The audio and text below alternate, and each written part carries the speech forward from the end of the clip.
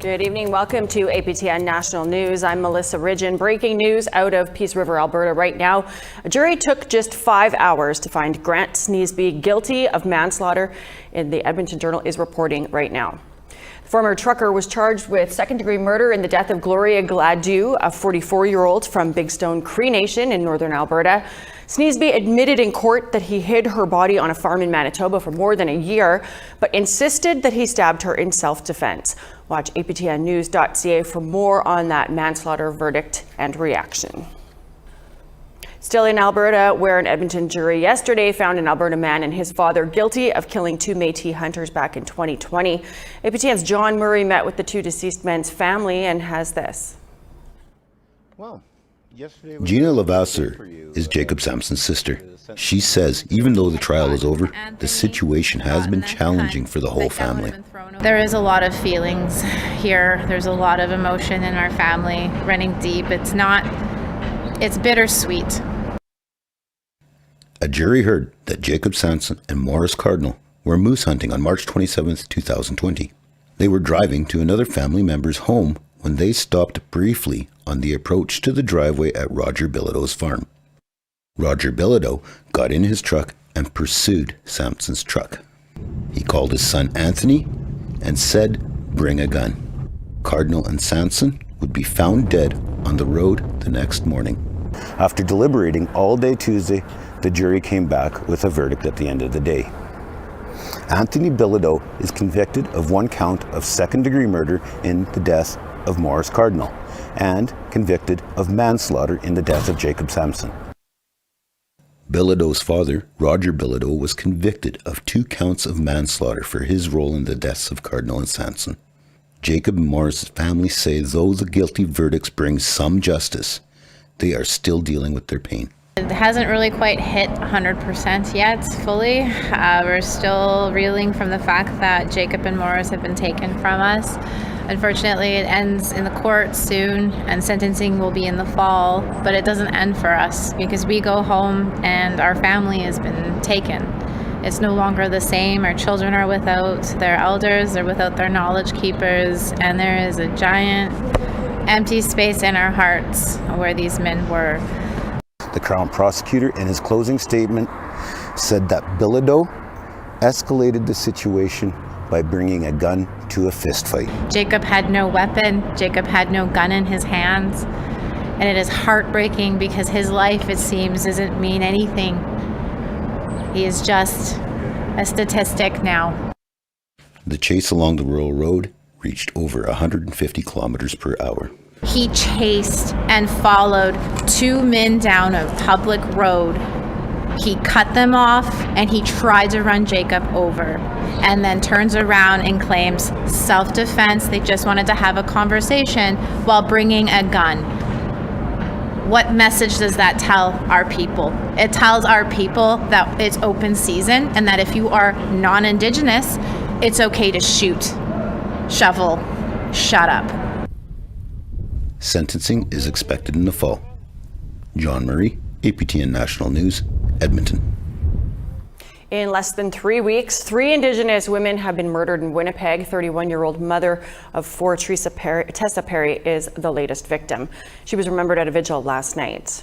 Hundreds of people turned out to honor Perry and support her family and friends. She was remembered for having an infectious smile and being a caring and loving person.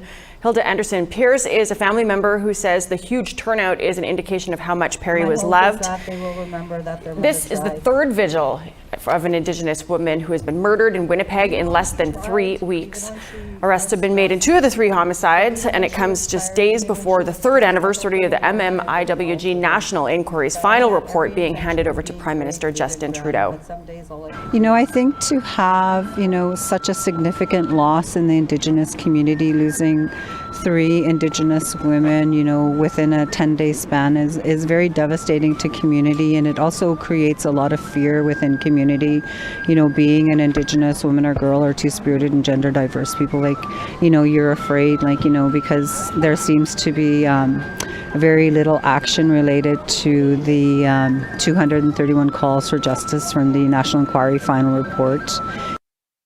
The currently suspended Grand Chief of the Assembly of Manitoba Chiefs is facing another sexual assault allegation. A Winnipeg police spokesperson confirmed that they have received a third-party report of an incident that allegedly occurred in Winnipeg back in 2009 when Arlen Dumas was the chief of Puckatawag and Cree Nation in northern Manitoba. Dumas was suspended in March of this year after a female colleague alleged that he sexually assaulted her. Dumas has not commented on any of the allegations and has not been charged criminally. A non-confidence vote that was scheduled for early May has been put off indefinitely as an internal investigation continues. You can find much more on this story on our website, aptnnews.ca. To Saskatchewan now, where two sisters are continuing to fight to clear their name. It's been almost 30 years since Odelia and Narissa Quaisance were convicted of second-degree murder for a crime someone else admitted to. APTN's Leanne Sanders has the latest. I love every one of you guys, okay? Freedom for me would be like being at home with my children. For Odelia Quaisance, it was a long overdue homecoming, one that she hopes could be a permanent part of her future. She traveled to Kees First Nation in southeast Saskatchewan in mid-May while on parole. By her side was lawyer James Lockyer. He says it was an important journey. You need to get a feel for the people you're looking after, you're trying to help, right? You need to, it's a very human thing, this kind of case when you're saying someone's wrongly convicted. It's not a name you're dealing with, it's a person. Odelia and her sister Narissa were convicted of second-degree murder in the 1993 killing of Joseph Anthony Dolph. Congress of Aboriginal Peoples Vice Chief Kim Bodan was also along on this trip. He says the case was a miscarriage of justice. They're just two Indigenous women that, people don't really care about. The system's, doesn't care. And that's the reason why. I mean, I can imagine it was, two white women who were, in prison for 30 years for a crime they didn't commit. They would have been out a long time ago. Period. Lockyer has applied for Justice Minister David Lametti's office to conduct a ministerial review. But he says the Saskatchewan Justice Department has not provided key documents needed to complete that review. And the Saskatchewan Justice knows that. Of course they know that. And I wish they'd get on with it.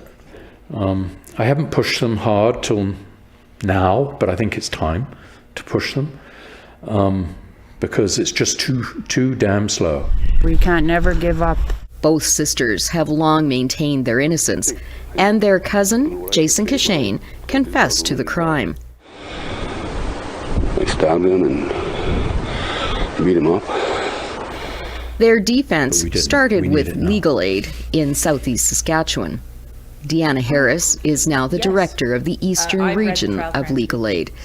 She says they're supporting Lockyer's plea because the commission has a chance to right a historic wrong. This is part of reconciliation. Not only do we need to do better going forward, we need to look back and correct the mistakes that have been made that can still be corrected, because so much can't be corrected. Canada has lost so many First Nations people to government policies, to injustice, to abuse, to murder, that this is an actual real opportunity to go back and fix a mistake.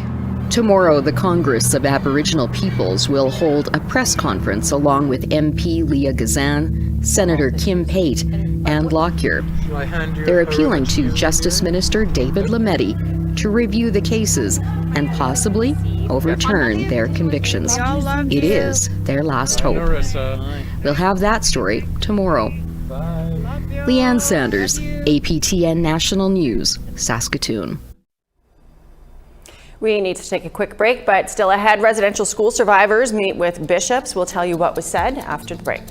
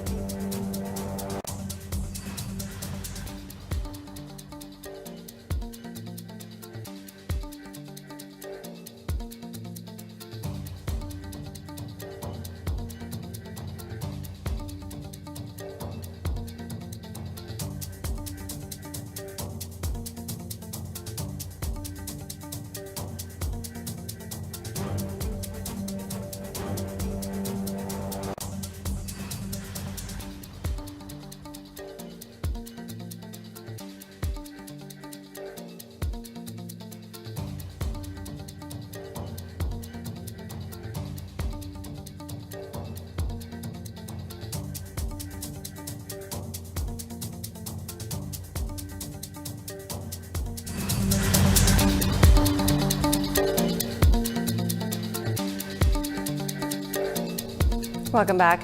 Members of the National Indian Residential School Survivors Circle met with Catholic archbishops today in Winnipeg. On the table, the Pope's visit to Canada and the wording that should be included in his apology. Daryl Stranger has more. We're going to get the work done. And that the Catholic Church is going to be there supporting us. Former Assembly of First Nations Regional Chief Ken Young believes the meeting this morning in Winnipeg will lead to positive outcomes when the Pope visits this summer. Young, along with former APTN National Chief Phil Fontaine and other survivors, met archbishops to discuss the Pope's visit and apology. He's coming to Canada. He's coming to treaty land. And he has to say, I am sorry for what happened to your people and your children on behalf of the Catholic Church. How he says it is the prevailing, outstanding issue. The group has survivors from across Canada to help deal with various topics regarding residential schools and the Pope. We brought all representatives from each of the regions across Canada to form our Residential School Survivors Circle group here to deal with issues such as the apology that's in front of us. With the Pope's visit to North America or to Alberta, and some of the logistics we talked about, and also the working relationship that we have ongoing with the bishops. One of the main priorities the group is looking at is getting survivors to one of the 3 locations the Pope is visiting. The big priority right now is how do we get our survivors to Lac St. Anne's or Edmonton, where the Pope is coming to. We feel that from Manitoba west, everybody will be going to Lac St. Anne's, because there's 2 events that we're aware of in Edmonton. Edmonton Archbishop Richard Smith believes the Pope is committed to doing the right thing, but his health might not cooperate. The visits are scheduled from July 24th to the 29th in Edmonton, Quebec City, and the Iqaluit. Probably the clearest indication of his desire to make this work is the fact that he's coming at all. I'm delighted that he's coming, obviously. As a bishop, I'm very happy to see the Pope come here. But as I was sharing with the group earlier, I'm also astonished because of his health, his stamina, his limited mobility. And I wouldn't be surprised, I do not know this, just so you know, but I wouldn't be surprised if people were advising him not to travel at all. Survivors hope more meetings will take place at the level they were at today, but it is unclear if that will happen. Daryl Stranger, APTN National News, Winnipeg. Thanks, Daryl. A report on sexual misconduct in the military was tabled by Defense Minister Anita Anand earlier this week. Former Supreme Court Justice Louise Arbour was on hand to unveil her recommendations to media. Here's Annette Francis with that story.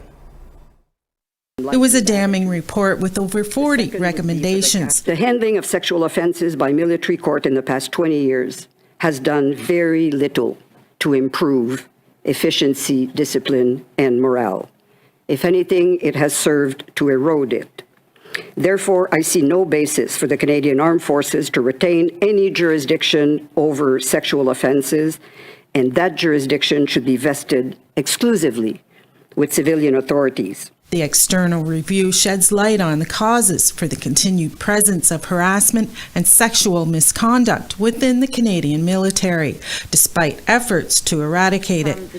Defense Minister Anita Anand says one major change to be looked at is to send sexual assault cases to civilian courts.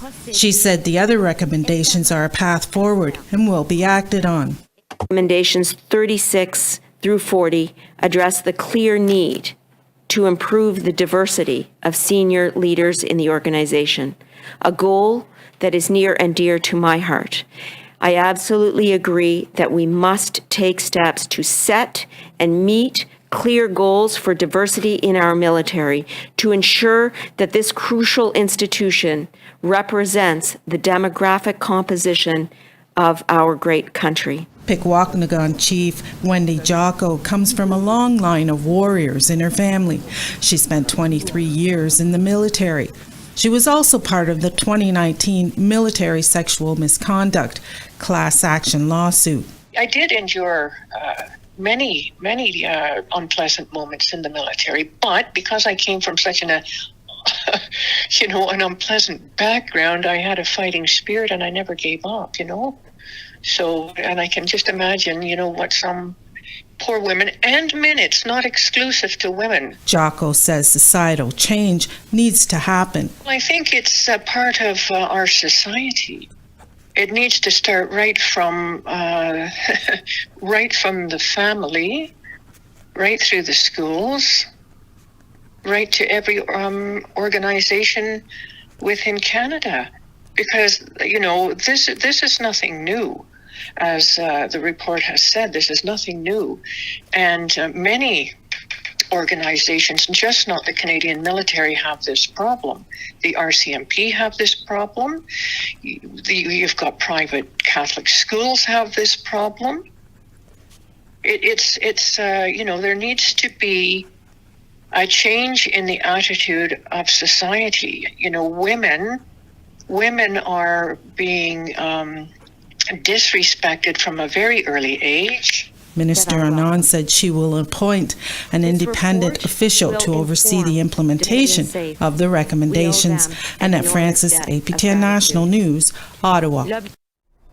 Some candidates in election campaigns hand out stress balls or maybe golf tees or pens bearing the names of themselves and their party affiliations, but an Indigenous candidate looking to be re-elected in an Ontario riding that has a majority Indigenous population, well, he is handing out bingo dabbers.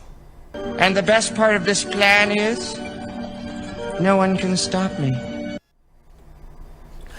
Sol Mamakwa is the NDP candidate in Kiiwetinoong. That's the furthest northwest riding in Ontario. 68% of the population there is Indigenous. Suzette Foster is an Ojibwe woman running for the Greens in that riding, while Dwight Monk is running for the Conservatives, and Manuela Michelizi, is running for the Liberals. We asked what sort of campaign materials they were each handing out. Only Ms. Michelizi replied, and she said in an email that she heard about these bingo dabbers and that her good friend and competitor is handing out, and she will, quote, take a lesson and prepare something properly for the next campaign. It's nice to see rival politicians being good sports in Kiiwetinoong. Ontarians go to the polls tomorrow. We need to take one more break, but when we come back, a Cascadena designer hits New York, the fashion scene there. Oh my gosh, stay with us.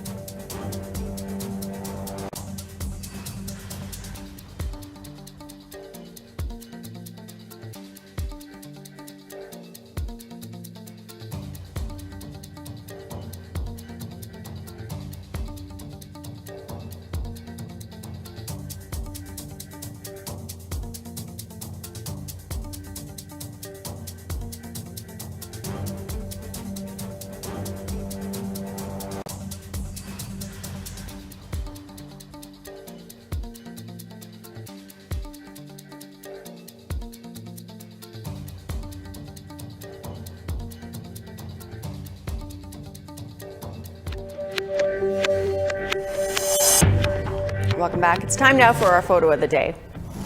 This photo was taken by grade 10 student Sadie Whitford. She loves photography and saw these young grizzlies near Jasper, Alberta.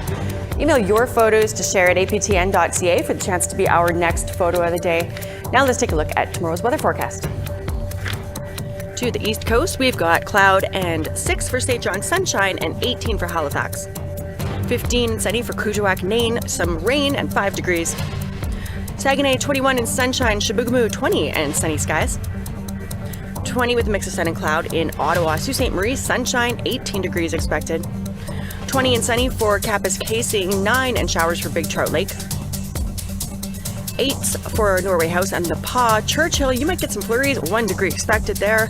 10 and showers for Winnipeg, 12 with a mix of sun and cloud for Brandon.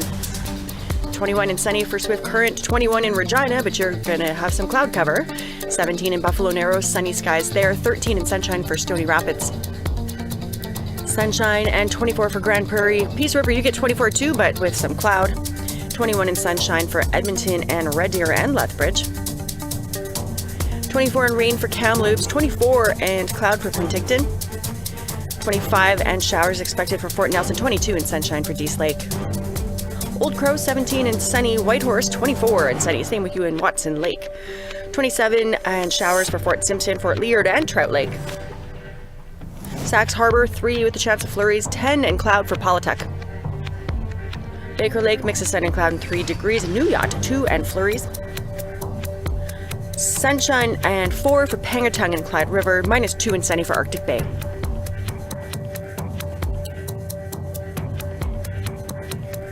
From overcoming addiction to creating some truly stunning runway fashions, a Cascadena designer from the Yukon is making a name for herself in the fashion world, and soon her work will be hitting the catwalk at one of the world's biggest fashion events. Here's Sarah Connors with that story. For Natasha Peter, culture is art. The Cascadena designer from Ross River, Yukon, is known for mixing fashion with tradition, values she incorporates with every stitch. There was a part of me inside that was pulling towards my traditional skills because growing up, my parents had taught me to live off the land and everything. And I guess that part of me wanted to come out. And I use a lot of the granny heel or the granny materials. Based in Whitehorse, Peter's designs are hard to miss, like these granny hanky-inspired heels and this shawl adorned with bees. Because all the bees and stuff are disappearing and everything, so I kind of made... And now, one of the world's biggest fashion events is taking notice. Peter's designs will hit the runway at New York Fashion Week in September. Her work was selected for Rise New York Fashion Week, a show featuring emerging and independent fashion designers. For Peter, it's a dream come true. And here I am going to New York, one of my goals that I've been wanting to achieve for the longest time. But just a few years ago, that dream seemed out of reach. For 15 years, Peter struggled with addiction. I didn't really have a youth because I drank most of that part of my life away. 5 years ago, she picked up a sewing needle and has been sober ever since. It was healing me and I didn't know. And there I was, like 2 years of being sober.